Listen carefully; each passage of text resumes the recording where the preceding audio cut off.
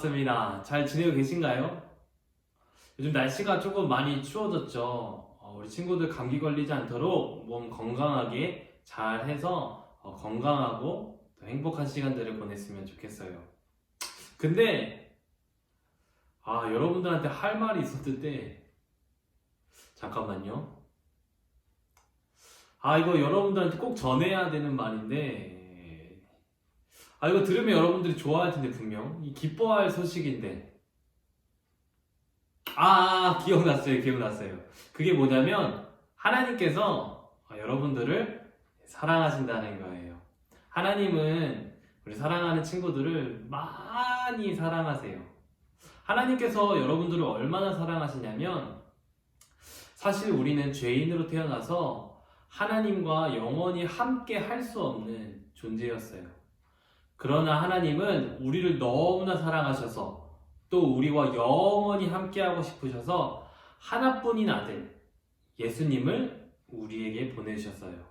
그래서 예수님은 우리를 위해 십자가에 달려 죽으시고 부활하셨고 우리는 그 사실을 믿음으로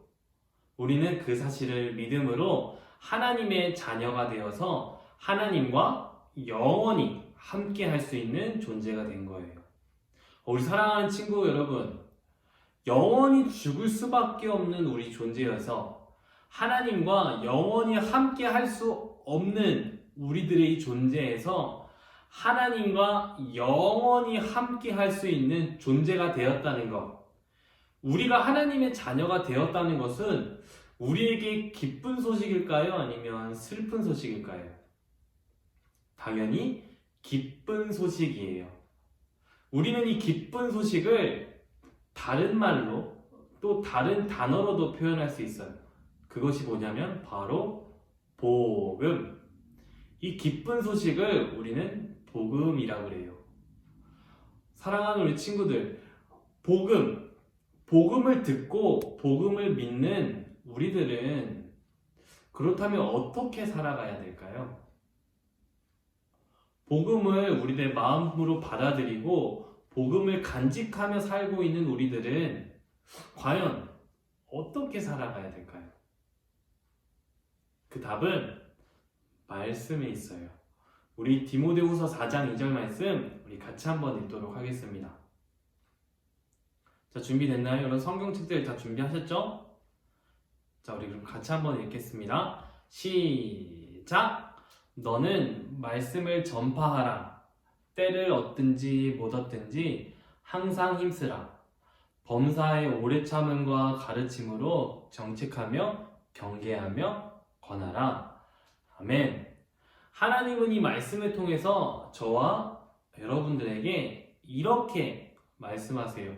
우리 같이 한번 읽어볼까요? 시작! 어떤 형편에서든지 힘써 복음을 전하라.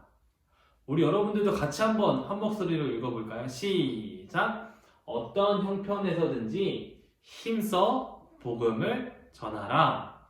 아멘.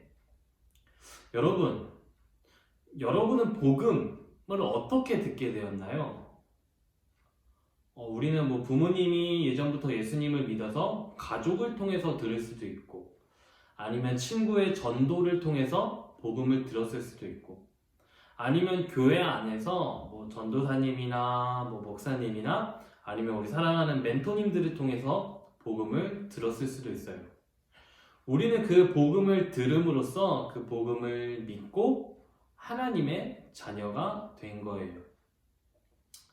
그러나 마음 아프게도 아직 우리들의 주변에는 복음을 듣지 못한 사람들이 많이 있어요. 또한 복음을 들었다라고 해도 하나님의 말씀을 들었음에도 불구하고 하나님의 말씀을 따라 살지 않고 자기 마음대로 죄를 지으면서 죄를 따라가는 삶을 살아가는 사람들이 있어요. 하나님의 말씀을 듣지 않고 죄를 따라서 살아가는 사람들이라 그 사람들은 하나님과 함께 할 수 있는 영원한 삶이 아니라 죽음에 이르는 삶을 살아가고 있는 거예요. 그렇다면 여러분, 하나님이 그 사람들을 사랑하지 않는 걸까요? 하나님께서 그 사람들을 사랑하지 않으셔서 그 사람들이 계속 죄를 지으면서 죽음에 이르는, 죽음을 따라가는 삶을 살아가도록 하나님은 그 사람들을 포기하셨을까요? 아니요, 그렇지 않아요. 하나님은 그 사람들도 사랑하세요.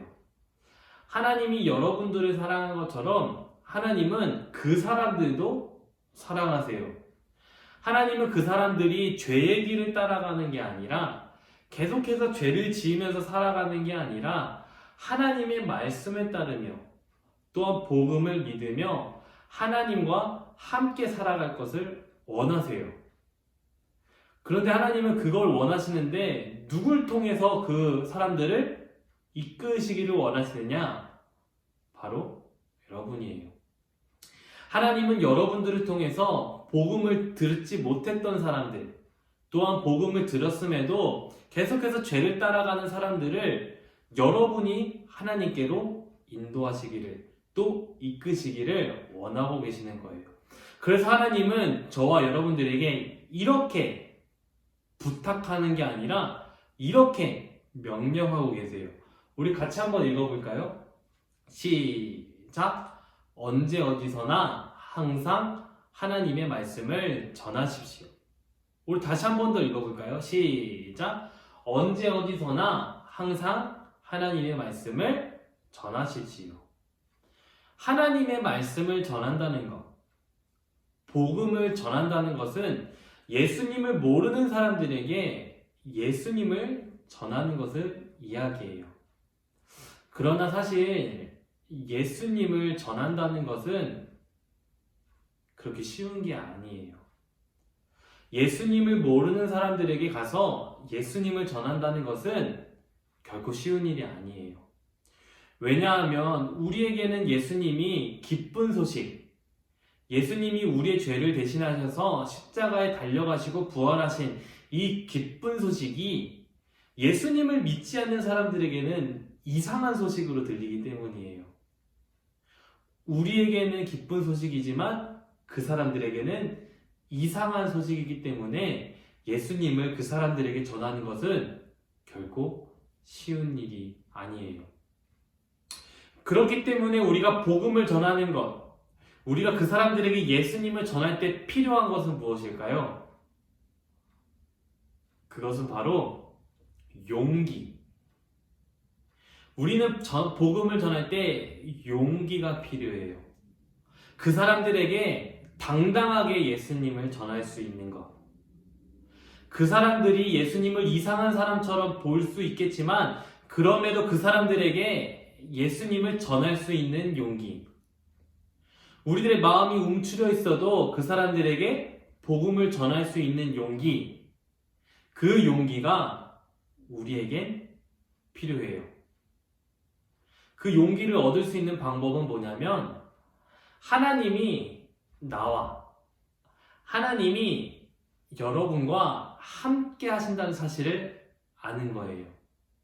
하나님은 항상 우리와 함께 계세요.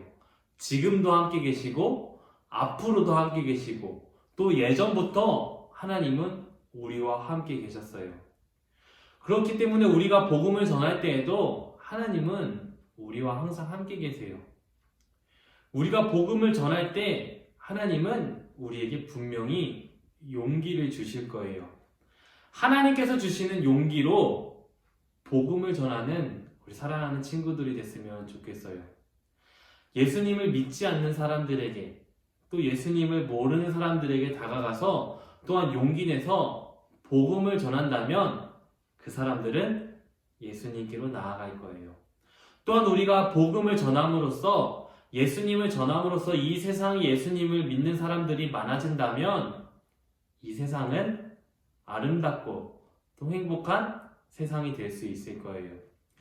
우리 사랑하는 친구 여러분, 예수님을 전하는 여러분들이 됐으면 좋겠어요.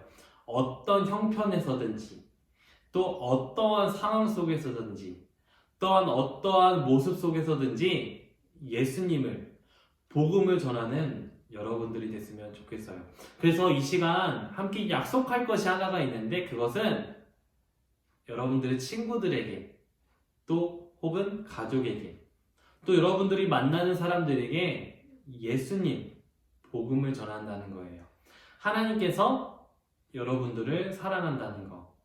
하나님께서 우리 친구를 또 우리 가족을 또 우리 만나는 사람을 사랑하신다는 사실을 전하는 여러분들이 됐으면 좋겠습니다. 우리 마지막으로 우리 같이 한번 외치고 오늘 예배를 마치도록 하겠습니다. 준비됐나요?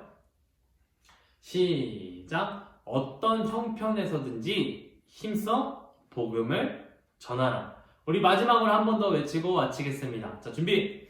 시작! 어떤 형편에서든지 힘써 복음을 전하라. 아멘. 우리 다음에 또 만나도록 하겠습니다. 안녕.